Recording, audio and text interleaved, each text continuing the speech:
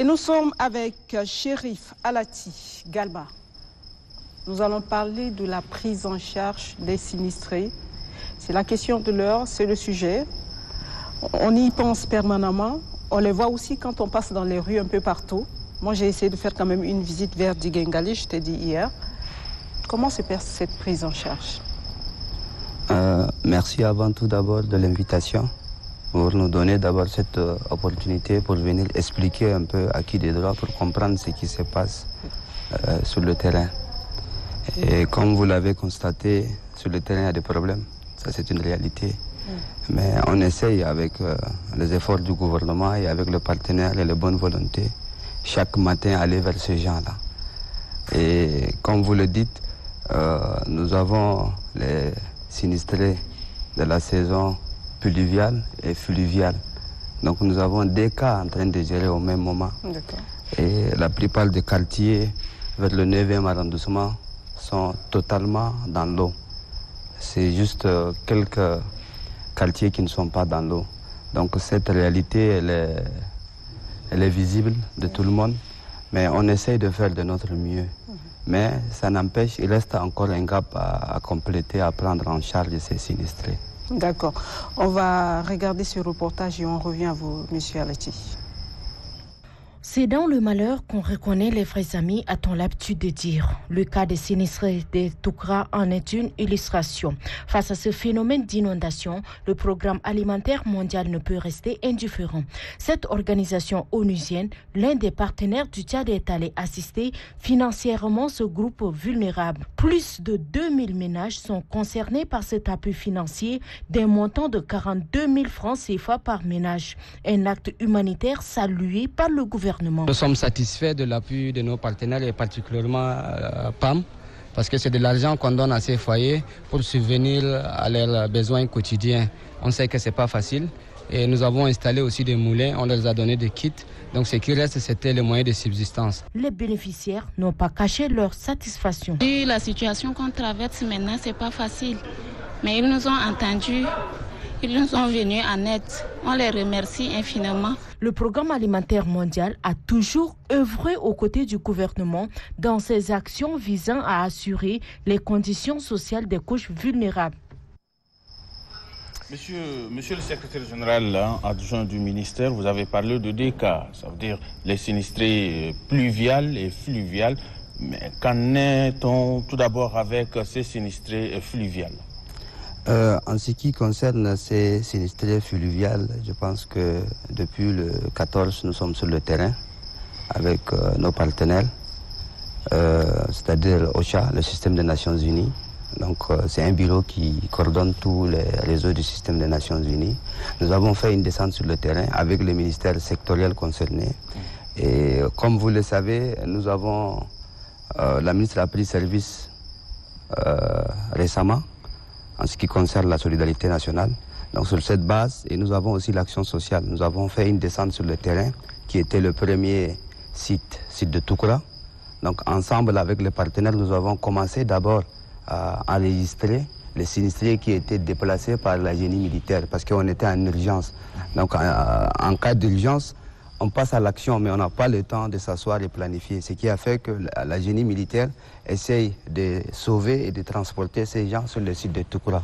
Une fois qu'ils les déposent sur place, nous, le système des Nations Unies, nous enrôlons, nous accueillons d'abord les gens, les écouter, parce qu'il y a beaucoup de gens qui sont traumatisés aussi.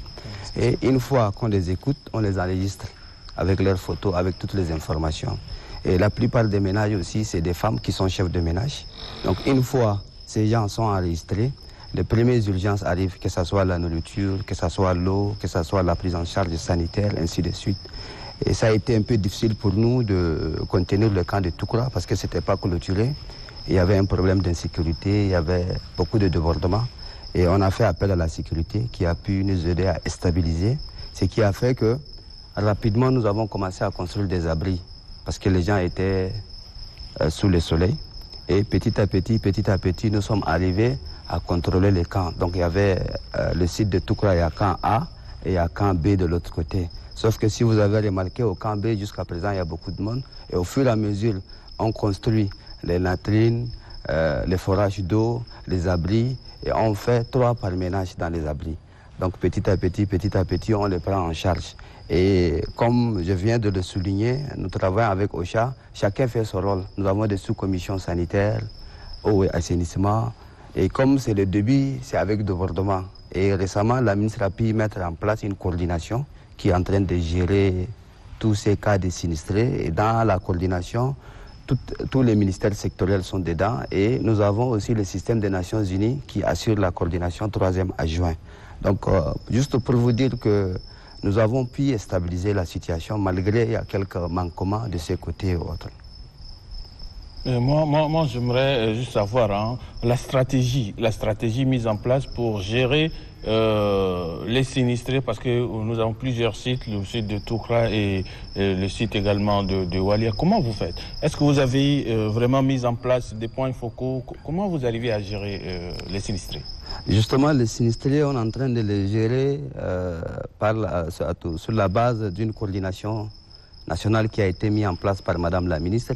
Et il faut reconnaître aussi qu'il y a un haut comité qui est mis en place par la primature, qui prend en compte le ministère de l'Urbanisme, le ministère de la Santé et le ministère de la Solidarité nationale. Donc notre ministre assure la présidence du sous-comité réponse humanitaire et post-inondation. Et nous, au niveau du secrétariat général, Escality, on assure le sous-comité qui rend compte à la ministre sur la situation. Et quand nous avons pris la relève, il y a un plan de contingence qui a été rédigé par les partenaires et le ministère de la Santé. Et nous avons repris ce plan de contingence. Et il y a un plan de réponse aux inondations qui a été préparé par l'État, le gouvernement et les partenaires 2022-2027 que nous allons rapidement corriger. Donc il y a des instruments qui sont mis en place. Et en ce qui concerne votre question qui a été posée, une fois que la ministre a mis la coordination, nous avons des points focaux. Et dans chaque coordination, les partenaires, le gouvernement, la société civile, nous tous, on est impliqués. Et dans chaque site, c'est le ministère qui assure le chef de site. Et la coordination est gérée par les communes d'arrondissement et les administrateurs délégués. Chaque matin, on se voit et on fait le point. Et pour vous dire, au niveau de province de Charibagrimi, c'est le gouverneur qui coiffe avec le sous-préfet de Koundoul et le maire de Koundoul. Mais le chef de site est toujours du ministère et à côté, il a le partenaire. Donc ensemble, nous faisons le travail d'enregistrement, d'accueil, de distribution, d'assainissement, de prise en charge sanitaire, prise en charge des enfants. Donc le travail sur le terrain est contrôlé par le ministère, mais elle est travaillée de façon inclusive et partagée au fait. Monsieur Alati, le secrétaire général... si Nasraddine le permet, Monsieur Alati, j'imagine que vous faites le tour tous les jours dans ces différents sites où sont logés, on va dire tous ces sinistrés. Quel est leur état d'esprit? Comme je vous ai dit, le début était difficile. La plupart des gens étaient traumatisés. Le fait de trouver une personne dans l'eau pendant 10 jours, 15 jours sans rien manger, son économie est partie, son enfant n'est pas à l'école, il a sa femme qui est enceinte. Donc, comme vous le savez, les gens étaient traumatisés. Mais avec la sensibilisation, avec l'appui, surtout la plupart des gens avaient faim, surtout les enfants et les personnes âgées, surtout les personnes handicapées. Mais avec les repas chauds que le PAM avait mis à notre disposition, petit à petit, les gens ont repris leurs esprits et on les a un peu calmés. Et il y avait des appuis psychosociaux qu'on est en train de faire. La Maison de la Femme a des experts. Nous avons la première femme philosophe qui est là avec son staff, qui essaie d'accompagner les gens. Nous avons l'UNFP aussi qui est là.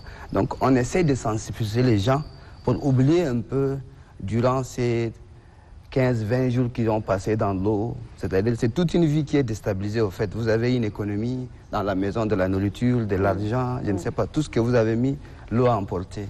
Donc, les stabiliser, on va dire, pendant cette période, on va appeler de disette, ou une période assez difficile que tous ces gens traversent. Et l'après, comment ça va se passer? Et justement, comme nous, on a pris le train en marche, comme vous l'avez remarqué tout le temps, et je tiens à remercier aussi la Téléchat, parce que tout le temps, ils sont avec nous sur le terrain. Il y a des zones où on n'a pas accédé, il n'y a que 2 jours qu'on a accédé à Kabé. C'est juste pour vous dire que nous avons réfléchi. Il y a des instruments qui sont là, le plan de réponse aux inondations. Et Madame la ministre aussi nous a instruit avec le partenaire pour qu'on puisse mettre un comité restreint de réflexion pour penser aux post-inondations, parce que l'arrêté est déjà prévu. Et comme pour cette fois-ci, nous avons les fiches d'enregistrement de chaque ménage avec des photos, soit il est locataire, soit il est propriétaire. Donc si tu es locataire, nous on va remettre tes dossiers au ministère de l'Aménagement du Territoire pour voir comment reloger ça, ces gens-là. Et en ce qui concerne les propriétaires, c'est de voir comment les indemniser ou bien faire quelque chose. Donc actuellement, avec les partenaires, nous sommes en train de réfléchir sur une stratégie qui va permettre l'insertion sociale et professionnelle de ces gens. La plupart, c'est des retraités militaires, fonctionnaires, des diplômés sans emploi, parce que la plupart des gens, c'est des intellectuels au fait. Monsieur Cherif, comment vous faites pour détecter les vrais sinistrés aux faux sinistrés? Parce que souvent, on dit que voilà, il y a des gens qui quittent le quartier, qui quittent le centre-ville pour venir prendre ou s'enregistrer, et puis ils vont donc bénéficier de dons. Comment vous faites? Oui, vraiment la question mérite d'être posée. On est en train de voir parce que, comme vous le savez, dans chaque société ou bien dans chaque pays, il y a des gens qui sont de bonne volonté, d'autres de mauvais. Donc moi je pense que ce que vous dites c'est une réalité. Avec les forces de défense et de sécurité, on essaye de nous battre chaque jour. C'est la pauvreté qui fait ça. Il y a des intrus dans les camps. Et nous avons été instruits par la ministre pour qu'on puisse clôturer parce que les partenaires se plaignaient, l'espace est grand et les gens venaient de tous les côtés. Et comme vous l'avez dit, les gens quittaient N'Djamena pour venir. Et n'oubliez pas aussi, au début des inondations, il y a des sinistrés qui ont quitté là-bas pour venir rester avec des familles d'accueil. Et ces gens, quand ils ont vu que l'État est revenu pour une réponse d'urgence, ils ont commencé encore à répartir. Nous avons ces cas-là. Et pour les cas des infiltrés dans les camps, on en a. Ça, c'est une réalité. Mais on essaie de les dénicher et au fur et à mesure, on les enlève. Parce que la priorité aux vulnérables, c'est-à-dire les femmes, les personnes âgées, ainsi de suite, nous avons ces problèmes. Mais avec la clôture des sites, j'espère qu'il y aurait des entrées uniques et des sorties uniques. Il y aurait de la sécurité un peu partout. Je pense qu'il n'y aurait pas d'accès. Et ce qui fait que les intrus rentrent, c'est comme si tu as une maison qui n'a pas de cour. Donc cela veut dire que les gens peuvent venir de chaque côté. Donc ça, c'est une réalité, mais nous avons mis les moyens vraiment parce que les kits alimentaires que l'État met à la disposition même de ces gens, souvent il y a des cas de vol et les gens se plaignent. Et ça, c'est une réalité. Nous avons même arrêté quelques personnes qu'on les a remis à la brigade, comme la justice n'est pas fonctionnelle, donc on ne peut pas garder ces gens-là. Et il y avait aussi des enfants. Donc ça, c'est une réalité, mais vraiment, nous étudions à clôturer les camps pour avoir des accès d'entrée unique et sortie unique et des postes de commandement un peu partout dans les camps. Et il y a quelques cas aussi de VBG, de violences basées sur le genre. Et ça aussi, on les a signalés et les gens sont arrêtés. Ça, c'est une évidence. Hein. Donc voilà, ça c'est une réalité. Mais on essaye vraiment de voir ces cas. Mais juste, il faut clôturer, il faut mettre la sécurité. Sans cela, vous aurez toujours des intrus. Comme je viens de le souligner, une maison sans clôture, donc c'est un problème. Un problème. Merci, merci beaucoup, Monsieur Cherif Alati Galma. Vous êtes le secrétaire général adjoint du ministère du Genre et de la Solidarité. Merci d'être venu ce matin répondre à nos différentes questions.